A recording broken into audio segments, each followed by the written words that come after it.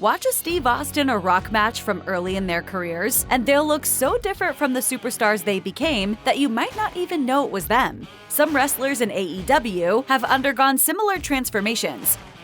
Max Caster made his AEW debut in a trios match loss alongside Luther and Serpentico against Jurassic Express on the now-defunct YouTube show AEW Dark. He'd only wrestle one more time, losing to Shawn Spears on Dark before being aligned with Anthony Bowens in the tag team The Acclaimed. It was that shift that propelled Caster to the heights he and Bowens, and later Billy Gunn, have gone on to enjoy in the company. If you started watching in that period, you saw us develop everything in front of a camera. The biggest difference visually since those first couple of appearances for Caster is that he started rocking a pair of headphones, and the microphone he carried actually got plugged in so he could rap. His familiar silver and pink look was there from the beginning, but back then, he simply draped a corded mic around his neck while sporting a mustache. Since joining The Acclaimed, Caster has won both the AEW Tag Team and Trios Championships. These days, when he's not getting suspended for crossing lines with his freestyle, he, Bowens, and Gunn have scissored their way to consistent popularity with the AEW fanbase.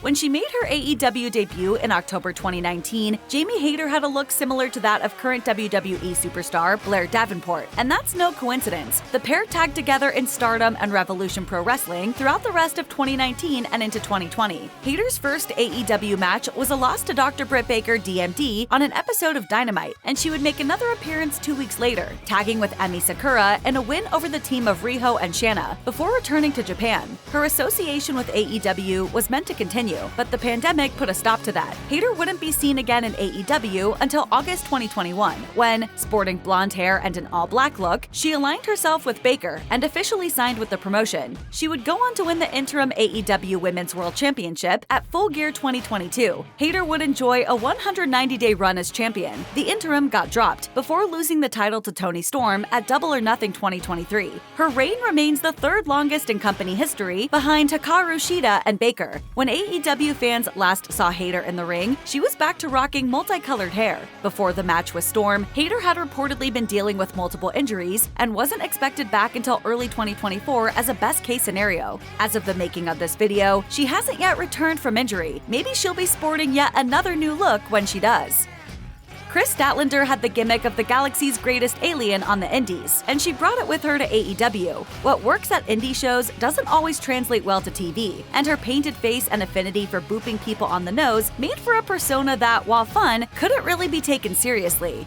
I just am such a big fan of just space, and it's just such like a mind-blowing concept. There's no great time for an injury, but 2 different knee injuries led to Statlander making some character changes. The first came in June 2020, and within a few months of her March 2021 return, she was developing a more serious look. Another ACL tear in 2022 paved the way for a more drastic character refresh when she returned at Double or Nothing 2023. Statlander answered an open challenge from then TBS champion Jade Cargill. Statlander wasted no time, beating the champ with a Friday Night Fever, a move formerly known as the Big Bang Theory, which went by the wayside with the rest of the alien stuff. She was officially more than a woman. Statlander defended the belt against Cargill on an episode of Rampage in September 2023, in what was Cargill's last match for AEW. Cargill's only 2 losses in the promotion were to Stat, who held the TBS championship for 174 days before losing it to Julia Hart at Full Gear in a 3-way match that also included Sky Blue.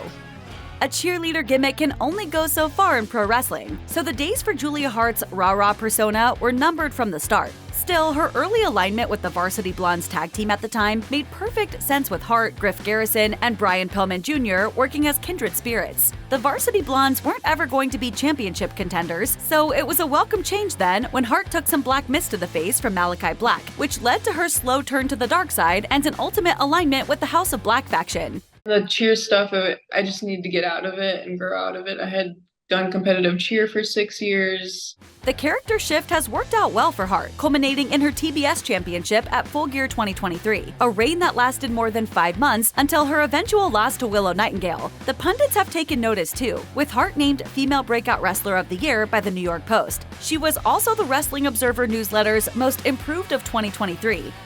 Big Bill has gone by many names over his career: Colin Cassidy, Big Cass, Kaz XL, and W. Morrissey, among others. But his ring presence has always been fairly consistent, given that he's billed at 7 feet tall. And even though he's now under Chris Jericho's learning tree, you can't teach that. That said, one thing that sticks out since his AEW debut in May 2022, while still under contract with TNA, is just how much he's toned up since his time in WWE. Bill's physical transition came after a series of addiction and health problems, including a seizure he suffered in 2018 while at an event for House of Hardcore.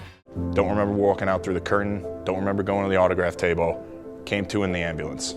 Bill used to don traditional wrestling trunks and boots when he competed. These days, he rocks a pair of jeans and work boots. It'll be interesting to see where he goes from here, both look and persona-wise. Regardless of what his future holds, it's clear that Bill is in a much better place than he was during his darker spells. If you or anyone you know needs help with addiction issues, help is available. Visit the Substance Abuse and Mental Health Services Administration website or contact SAMHSA's National Helpline at 1-800-662-HELP. That's 1-800-662-4357.